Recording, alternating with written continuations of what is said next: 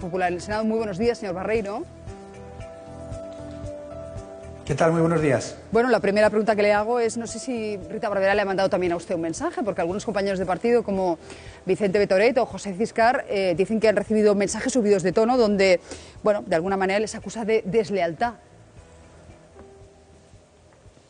No, a mí no me ha enviado ningún tipo de mensaje. Yo es cierto que he hablado con ella hace días, a raíz de las reuniones habituales que en el grupo parlamentario tenemos, y he explicado cuál es mi postura, que yo creo que es la postura de todo el Partido Popular en relación con Rita Barberá.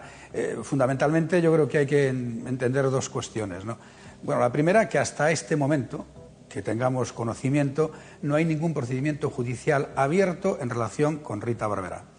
En segundo lugar, es cierto que tenemos conocimiento de procedimientos judiciales abiertos en relación a personas que trabajaban con Rita Barberá, y desde mi punto de vista eso requiere una explicación clara, una explicación contundente y rotunda por parte de Rita Barberá, en la medida en que clarifique cuál es su posición, si es que hay alguna, a este respecto. Pero lo digo en términos generales, y en lugar de Rita Barberá fuese otro político, yo creo que en política es muy importante que cada uno, desde el primer momento, desde el minuto uno, decía yo el otro día, pues que explique claramente ante cualquier duda, pero sin desvirtuar la situación. Pero, señor porque Barreiro, si no nos estamos perdiendo y estamos haciendo juicios previos. Pero yo le reconozco ¿Sí? que yo ya estoy perdida en este punto, porque por un lado le pide usted explicaciones, pero por otro se la blinda en el Senado. ¿En qué quedamos? ¿Se protege a Rita Barberá o se le pide explicaciones? No se la... Yo trataré de explicar lo del blindaje que no existe. A ver si nos lo explica, porque a mí me sorprende y me escandaliza. Sí, yo creo que es muy fácil de entender. Primero, Rita Barberá no es una senadora electa, es una senadora designada por el Parlamento de la Comunidad Autónoma Valenciana. Eso quiere decir algo que es importante en este proceso.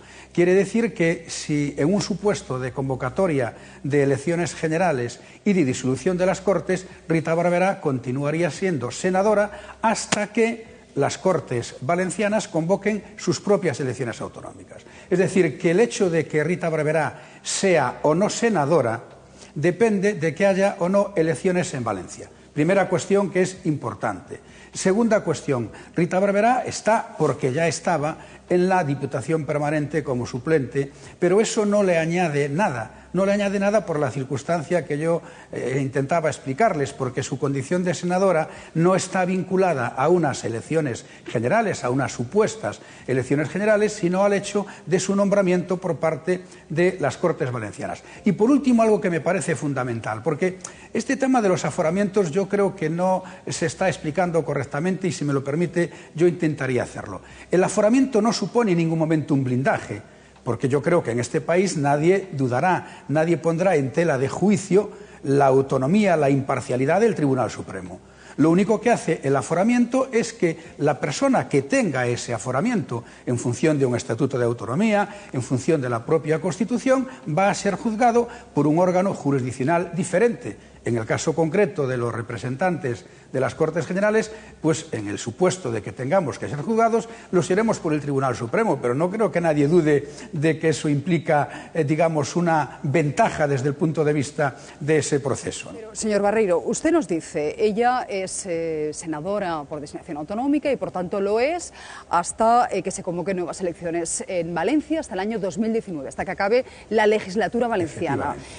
Ya, pero es que luego llamamos. Bueno, o hasta que, si hay una convocatoria previa, pues hasta que sea esa convocatoria. Hasta que acabe la legislatura valenciana. Entonces, ¿qué ocurre? Que Antonio Arraiz llama a los servicios jurídicos del Senado y le dice, no es así. A ver. Es muy fácil, me ponía un ejemplo. Si entramos en la página web del Senado, los senadores de la anterior legislatura, por designación de las cámaras autonómicas, dejan de ser senador en el momento en el que se disuelve la Cámara. Otra cosa es que sigan designados por la Cámara Autonómica y que cuando el Senado se vuelva a reunir, vuelva a haber un nuevo Senado, vuelven a presentar sus credenciales como senadores, pero dejan de estar aforados. Yo le recomiendo, para aclarar esta duda, que varios dirigentes de su partido lo han hecho, yo he hablado con los servicios jurídicos del Senado y me dicen que cuando un senador de designación autonómica, el Senado se disuelve, deja de ser senador y no tiene aforamiento del Tribunal Supremo. Pero es más, una pregunta que es fácil encontrar en la calle. Rita Barberá ha estado muchísimos años dedicada a la política. Mi pregunta es, ¿qué más tiene que aportar Rita Barberá? ¿Qué hace en el Senado? ¿No sería más fácil que renunciara? Porque dice, no ha tomado el juez ninguna medida contra ella, porque es aforada. ¿O no? Pues es muy fácil. Rita Barberá, con una trayectoria muy larga como política, deja el Senado y el juez de Valencia toma la decisión de si tiene que hacer algo contra ella o no. Pero esa duda, me permite un momento y termino, si me esa lo permite, duda desaparece. estamos mezclando varias cosas.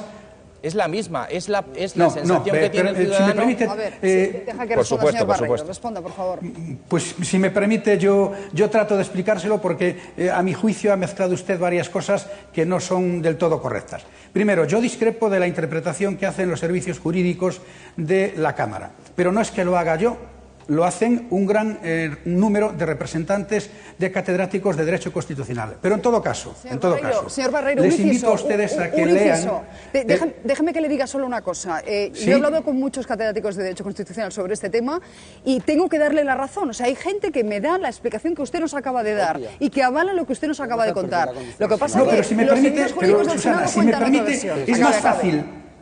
Acabe. Sí, pero si me permiten yo trato de explicarlo porque así a lo mejor arrojamos alguna luz en este tema. Esto es mucho más fácil. Yo les invito a ustedes a que lean el artículo 18.f del reglamento del Senado y verán cómo es muy fácil la interpretación. Pero en ese artículo, para que los televidentes nos puedan entender, es donde se recogen las causas de la pérdida de la condición de senador.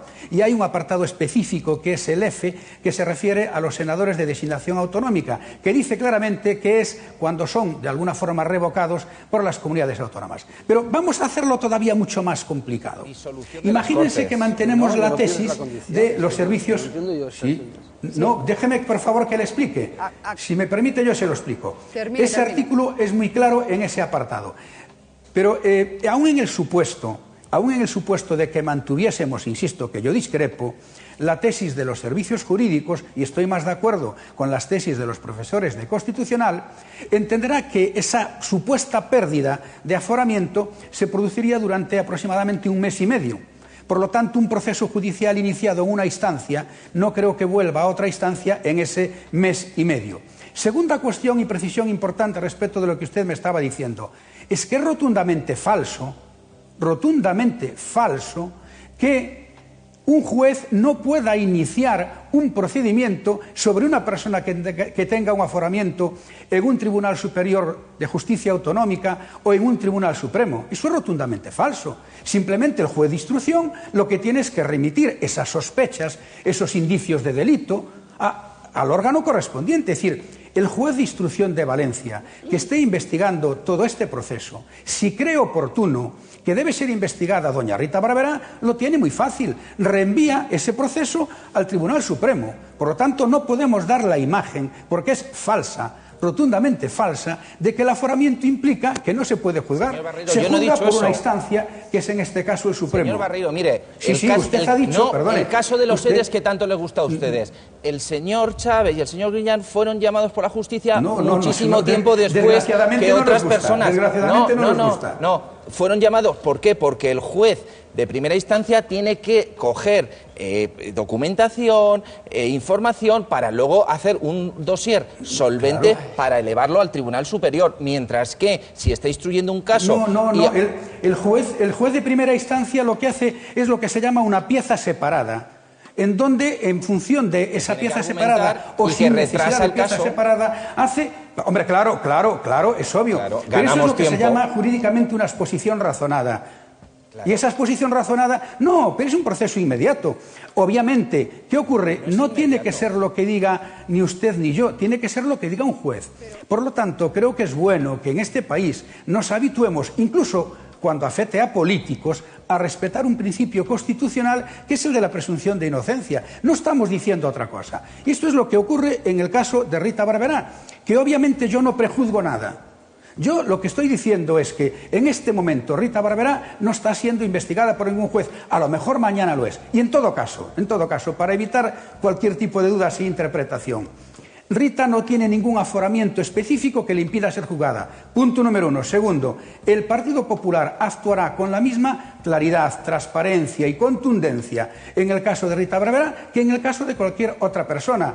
Y si me lo permite también, yo observo aquí cierta hipocresía en el ámbito político y no es el discurso del tú más. Mire, yo soy gallego, estoy hablando desde Galicia. El responsable máximo de los socialistas gallegos, el señor Besteiro, el secretario general de los socialistas gallegos, tiene una imputación por delitos graves de corrupción, tráfico de influencias, corrupción, cohecho, y sigue siendo el responsable máximo de los socialistas gallegos con el apoyo explícito de don Pedro Sánchez. Por lo tanto, a veces tenemos varas de medir diferentes. Y yo quiero que a los de mi partido se nos aplique el máximo rigor. Pero, hombre, que se nos aplique también el principio de presunción de inocencia. Precisamente del señor Besteiro hablamos ayer con Óscar López. Él insistía mucho en que no era un cargo público. Desde aquí le decíamos, bueno, pero es candidato. Y eso, en fin, es tan importante como ser un cargo público. No es un cargo público. No es un cargo institucional, es el presidente, aquí llamado secretario general, de todos los socialistas gallegos. Sí. Pero le digo otro cargo público. El alcalde de Vigo, don Abel Caballero, presidente de la Federación Española de Municipios y Provincias, pues tiene una imputación por delitos graves de corrupción. Y también está ejerciendo su cargo de presidente de la FEN y de alcalde del Ayuntamiento de Vigo. Quiero decir que yo solicito para las personas de otros partidos, socialistas o lo que sean, que se aplique el principio de presunción de inocencia. Pero, hombre, también la misma vara de medir para los que pertenecen al Partido Popular. Y con todo el peso de la ley, Pero, señor Barreiro, ¿estará usted de acuerdo que al margen de las investigaciones judiciales hay una responsabilidad política? Y ahora apelo a lo que ha dicho en las últimas horas Esperanza Aguirre, que dice ella que le lleva a dimitir porque falló en su tarea invigilando. No sé si en el caso de Rita Barberá, sabiendo que tiene a toda la corporación municipal ahora mismo investigada, ese principio debería aplicarse también. La decisión que ha tomado Esperanza Aguirre es una decisión que hay que enmarcar, obviamente, en el ámbito de su esfera personal, que yo respeto, y por lo tanto ella misma es la única que puede darnos las explicaciones que estime oportunas acerca de por qué tomó esa decisión. Por eso yo decía y mantengo que es fundamental que Rita Barberá o que cualquier político o que José Manuel Barreiro, si mañana se ve inmerso en un proceso de ese tipo, desde el minuto 1 dé todas las explicaciones. Pero también que desde el minuto 1 se respete la legalidad vigente, porque es que si no, con perdón, nos estamos cargando el Estado de Derecho. Los políticos tenemos, cuando menos, el derecho a que se nos apliquen los principios que a cualquier otro ciudadano español. Es obvio que tenemos una responsabilidad adicional. ¿Por qué? Porque somos responsables públicos y, por lo tanto, debemos ser coherentes con esa responsabilidad. Y entiendo que una forma de ser coherente es a través de las explicaciones cuando el caso los exige. Yo se lo he demandado a Rita Barberá, se lo demando una vez más desde aquí, pero también reitero y recuerdo al mismo tiempo que hasta este momento Rita Barberá no tiene abierta sobre ella ninguna investigación judicial, que puede tenerla mañana. Esto me dice. Y por último, porque parece que todo se ha circunscrito en el caso de Rita Barberá mucho al tema del aforamiento, de la Diputación Permanente. Oiga, la Diputación Permanente no es una condición eterna. Es una condición que se modifica de forma inmediata e instantánea, pero que en todo caso, y eso es lo significativo, a Rita Barberá no le añade nada desde el punto de vista de su aforamiento, porque ese fue el debate que se dio hace unos días. Bueno, pero ¿estará usted de acuerdo que se ha tenido que dar tantísimas explicaciones? Igual se podían haber evitado lo de la Diputación Permanente, porque la imagen que se da y que trasciende es muy negativa, porque nos queda a todos la sensación de que no es que tenga aforamiento, es que se le ha dado doble aforamiento, 2 mallas de protección. No, porque no tiene, pues no tiene doble aforamiento. Tiene el aforamiento que le corresponde en función de su condición de senadora. Y su condición de senadora es consecuencia de que ha sido elegida para ese cargo por parte de las Cortes Valencianas. Esto no creo que sea difícil de entender. Otra cosa es si queremos buscar otras interpretaciones, que ya forman parte de otros debates.